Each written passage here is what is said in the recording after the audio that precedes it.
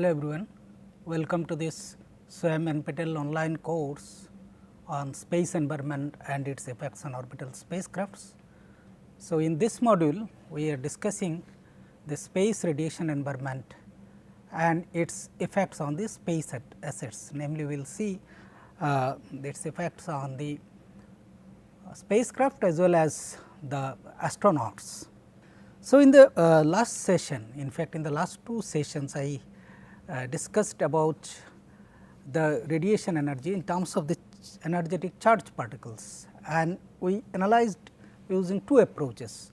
One is the classical or the Newtonian mechanics, the other is the relativistic approach.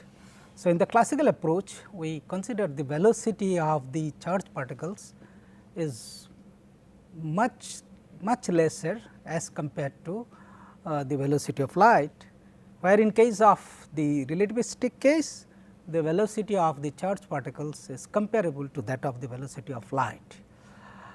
So, when we are doing the classical way, we discussed the contents like the linear energy transfer, basically how the energy is transferring with respect to the length as well as with respect to its mass, per unit mass, and we defined the terms like the linear LET, then TID. So, these are the terms we discussed. Also stopping cross section and the stopping range, and then in the last session we discussed using the relativistic approach, the type of radiation where the charged particles are having very high energy of the order of mega electron volt or even the hundreds of kilo electron volts. So, the type we consider it is the Bremsstrahlung radiation, and we have seen the type of radiation, the Bremsstrahlung radiation, it is because of the because of the deflection of the incoming the particles like the electrons, and it gives rise to the X-rays, gamma rays. And when this X-rays and gamma rays with interact with the further the target material, so it can there are three types of effect we discussed. One is the photoelectric effect, then Compton effect and the pair production. So, today we will continue with this discussion, taking the discussion on a topic which is called the displacement damage, and we will see how it is, what it is actually, and then we will also discuss the total radiation dose. So, this discussion will be in line with whatever we have already discussed, that is the ionizing radiation and the non-ionizing radiation. So, already we are discussing the interaction of the high energy charged particles with the target material. So, whenever a charged particles is travel through a target material, so the energy is lost, the energy of the charged particle is lost, and the process is ionizing or the non-ionizing process. So, when it is a non-ionizing processes, that is called the displacement damage, and in fact, we will discuss what is exactly the displacement damage. When it is ionizing processes, then it can be the total ionizing dose or the single event effect. So, these two processes, that is ionizing, total ionizing dose TID and single event effects, they are different. We will discuss today up to total ionizing dose and the single event effects, that is the SEE, that we will discuss in our later sessions. So, now let us try to understand what is the displacement damage. So, this damage due to radiation, it refers to the structural damage in a material, which is caused when the energetic particles. So, energetic particles can be neutrons, protons, ions, electrons or the gamma rays etcetera. They collide with atoms in the material and displace them from their lattice sides. So, there is some there is some lattice structure, that is the crystalline structures. So, it can be different types of the crystalline structure. So, it can be face centered cubic or body centered cubic. So, the different types of that is the position of the very structured position of the atoms in those crystalline materials. So, we will see that those things are damaged by a type of radiation. So, that is not a the radiation is the effect is not a ionizing effect, but it is a non-ionizing effect. So, what it does actually, it creates defects especially in the semiconductor lattice and so it can lead to the long term electrical degradation. So, you can, as an example, you can say that is the degradation of the gain and leakage current in bipolar junction transistors. So, when you are using as an amplifier, so this type of the electrical degradation can happen. So, the other susceptible parts which are again the semiconductor, that can include the diodes or then solar cells. Solar cells also uses that is the semiconductors. Then the pixels are used as a the photo detector, like it can be CCDs or it can be CMOS sensors and the MOSFETs. So, displacement damage is due to the cumulative long term non-ionizing damage. So, this is important. It is non-ionizing damage from the ionizing radiations. So, that is also the striking difference what we exactly mean by that. So, how the displacement damage occurs? So, when an energetic particle, it can be a neutron, proton or a heavy ion, when it collides with the nucleus of an atom in the target material. So, the nucleus in the target, it can be or it may be dislodged or displaced from the original location. So, this cartoon it shows us. So, there is an incident energetic particle, it can be a neutron or it can be a charged particle.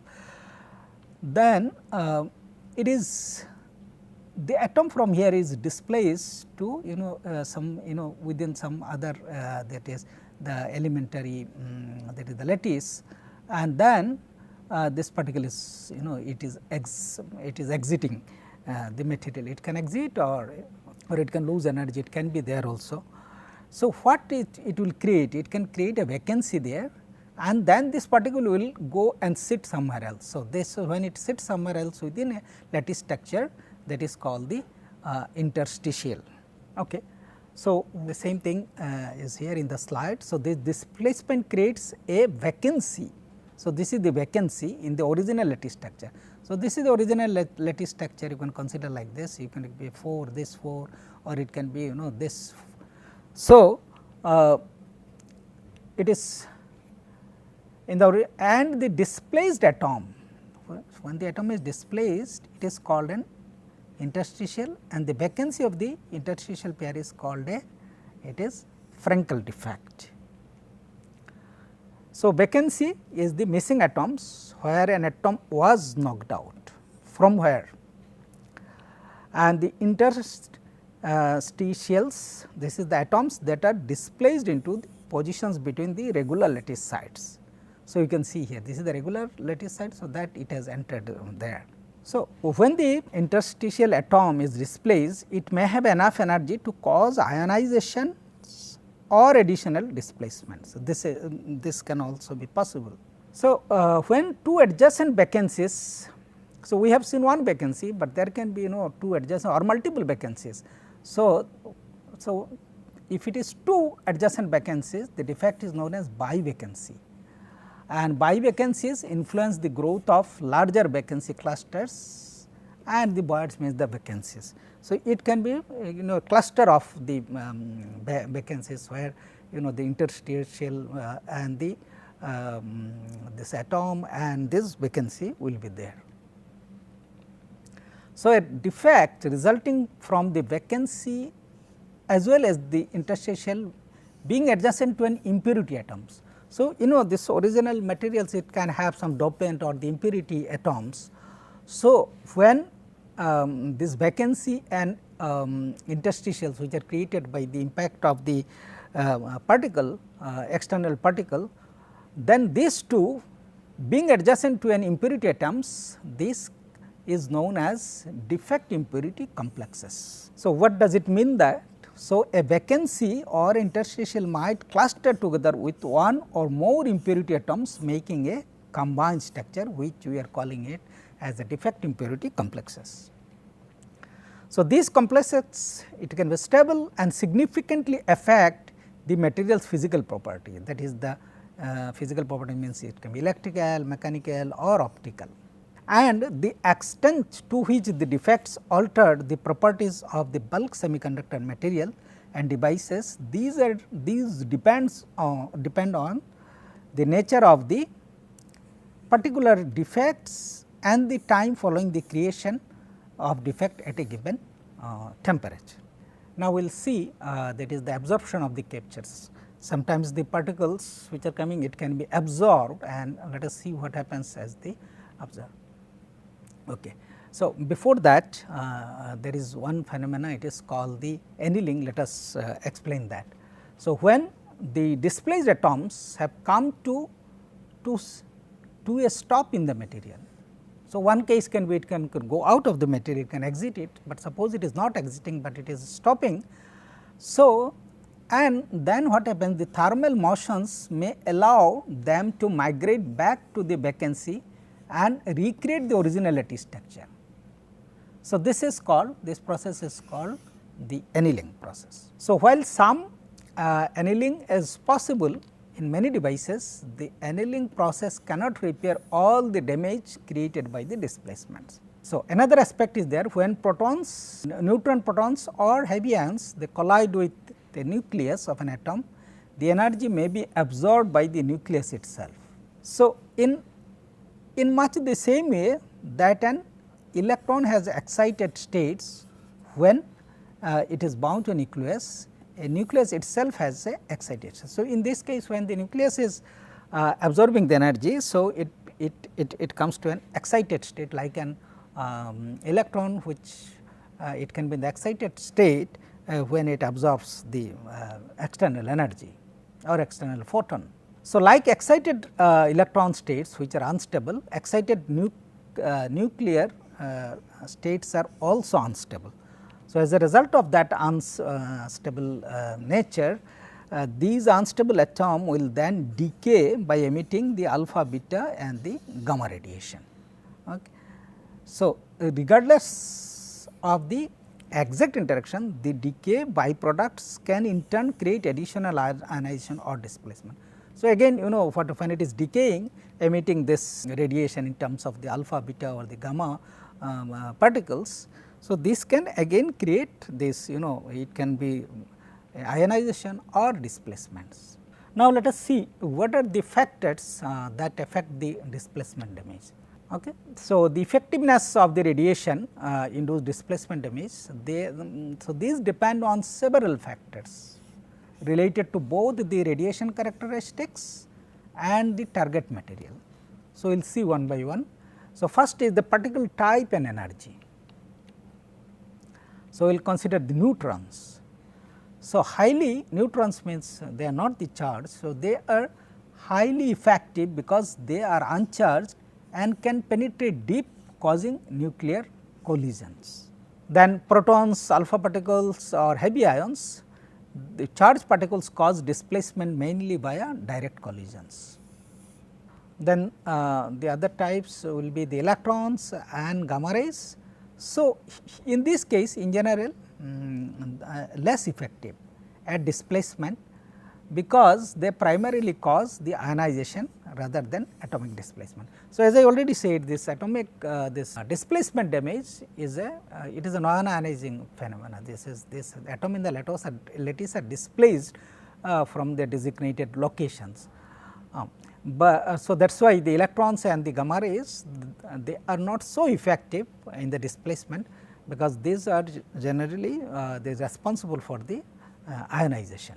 Then energy of the incident radiation. So, the kinetic energy of incoming particles, they determine how many atoms they can knock out of their lattice sites. This is very logical. So, higher energy particles can cause cascades of atomic displacement. So, cascades of atomic displacement means that the displaced atom can cause further the displacement. So, this is the effect called the cascades of atomic displacements.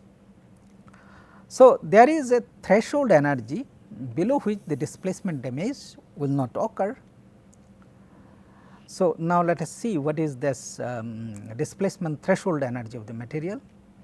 So, the minimum energy required to permanently displace an atom from its lattice site, and different materials they will have different ED values depending on their bonding and crystal structure. So, this the next point is atomic mass and density of the target material.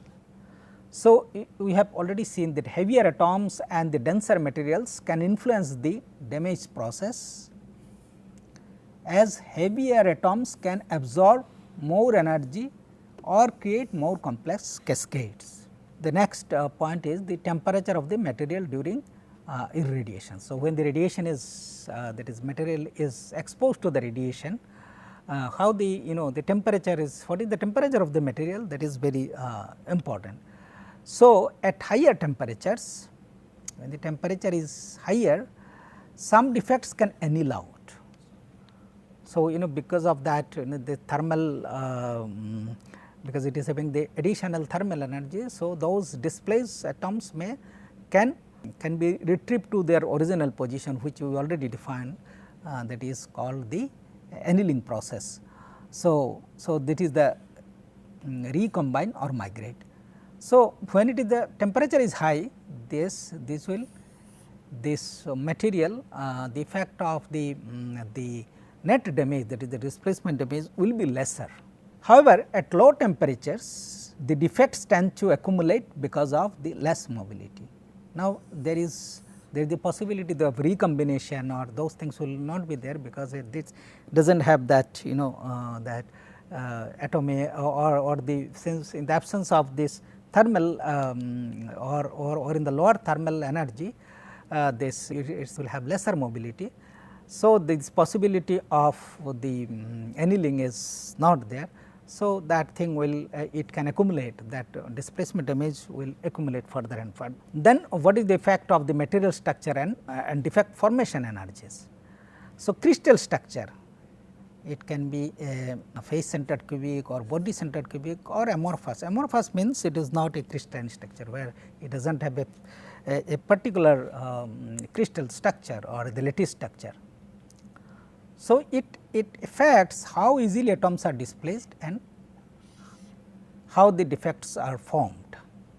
So, again this is a function of what is the type of the crystalline structure, what is the basic lattice structure.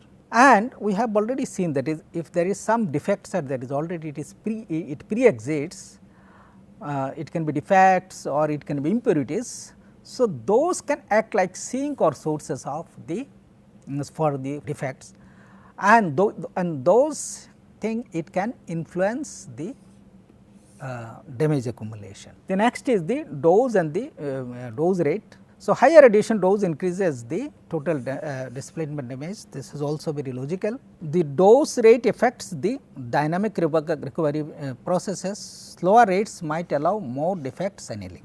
Type of defects produced. So, already you have seen this, these are the vacancies, then interstitials and defect, that is the cluster defects. So, vary in their stability and influence on material properties. Okay. So, now we will see the other topic, that is the total dose effects. Already we discussed this in our previous session, that is called the total ionization dose. So, we will discuss it, we will discuss with giving a general view what is the total dose effect. So, we will even the displacement is also it is a matrix of the radiation dose. So, it is the amount of energy deposited in a material. So, the radiation dose is dependent on the type of the radiation and its energy in addition to the material itself. So, you can see from this figure. So, the flux to dose, that is this conversion, that is the rad centimeters per particle. So, you can see how it is varying, and depending on this type of the particles, whether it is protons or neutrons, electrons, photons, you can see there the characteristics are different. This part already also, yes, in last class we discussed this. Now, again we will recapitulate the unit of the radiation dose. So, the SI unit of radiation dose is gray. or in short form it is called GY. So, this is the amount of the radiation that is deposited, that is 1 joule radiation per kg. So, this is called the gray. But in the space environment effects, the term this unit is called the rad. So, rad means the radiation absorbed dose. So, these are used more frequently. And what is 1 rad? A rad is that amount of any kind of radiation which deposits 10 to the power minus 2 joule per kg of the material. Okay. So, you can now relate 1 gray with 1 rad. So, 1 rad will be equal to 100 GY. So, the amount of radiation dose that results in ionization, this is called the total ionization dose. Okay. So, this is called the TID.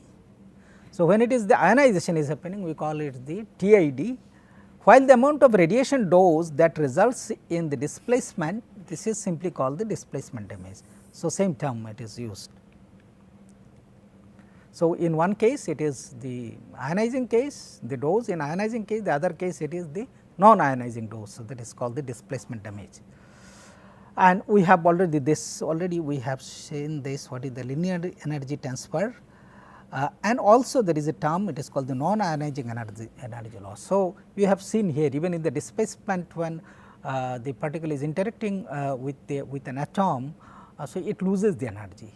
So, that will be that we can find in the similar way. So, that will be the non-ionizing energy loss. So, already we have found the the expression for a linear energy transfer, that is the LET. So, both are used to describe the energy loss per unit length due to the ionization and the displacements. So, for electronics the radiation dose is often specified by that is rad, and in bracket is written silicon, because the silicon or the semiconductor is mostly used in their if electronics means it is basically the electrons and holes in a semiconductor.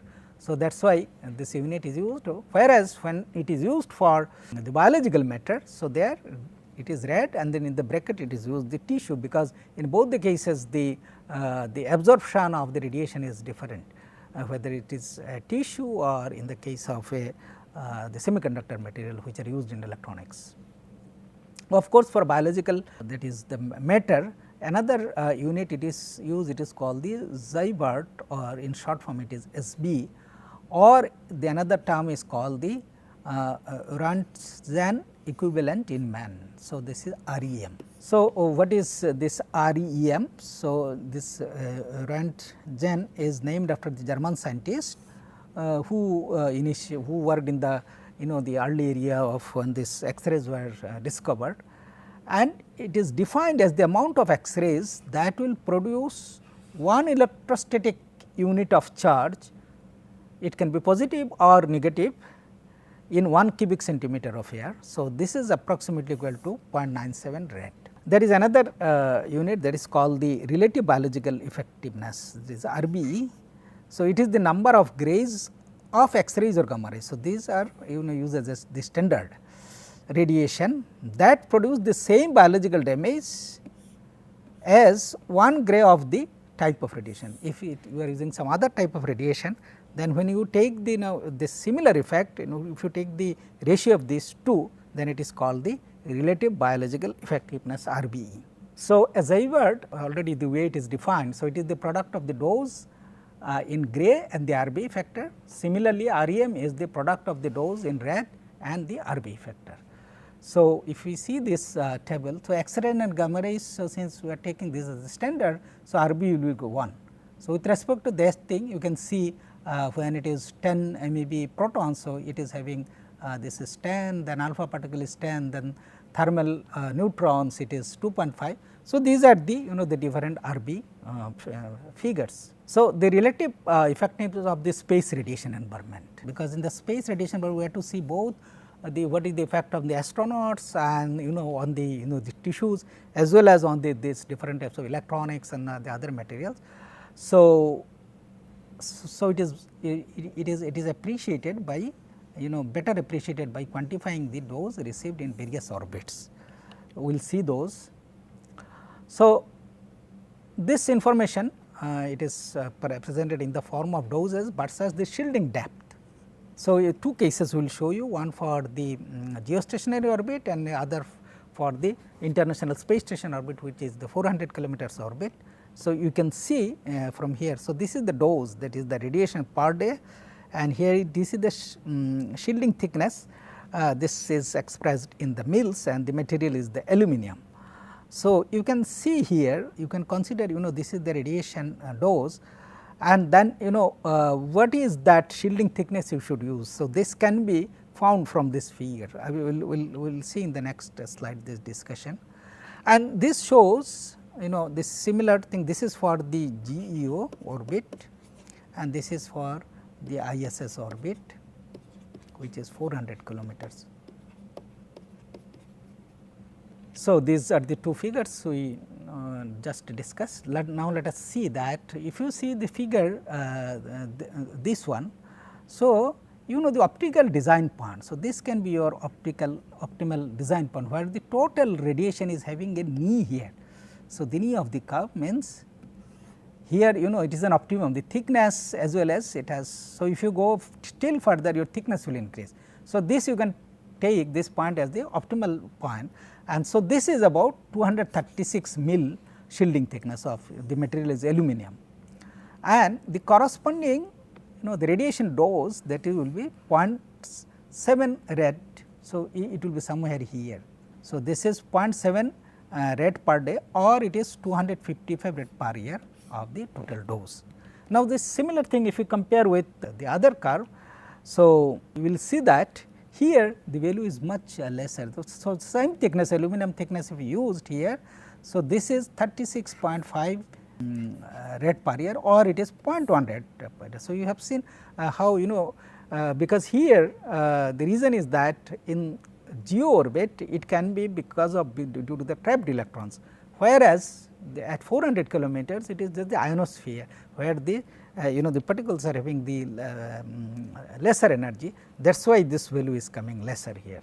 Okay. So, this curves it has not taken into account this is GCRs, that is the galactic cosmic rays as well as the solar energetic particles. So, if you consider this need to be considered especially for the geo environment. It is the far worse when you consider especially the GCRs, because the LEO orbit of the ISS that benefit from the shielding by the Earth's magnetic field, where the Earth's magnetic field the intensity is much lower when you go to the higher Earth orbit. So, you can see that this figure shows the different materials and its the damage threshold, and if you see this metals if you use. So, is the damage threshold is so it can withstand this much rad, it can be 10 to the power 10 to 10 to the power 11. So, that is why for the shielding the metals are used with the proper thicknesses, and in the spacecraft the majority of the of the radiation analysis is directed protecting the crew and the electronics, and we will see those. Of course, there are the other materials like the thermal blankets or the paints, they will have also this damage threshold, and of course, they will have the higher lesser the damage threshold, and there as compared to, but we will not discuss those points what is this the figures. So, mainly we will concentrate on this, especially the what are the these effects, radiation effects on the electronics as well as what is the biological effects. So, I will end here and we will continue with this discussion, and in the next session we will discuss one more topic, that is called the single event effects. Thank you very much.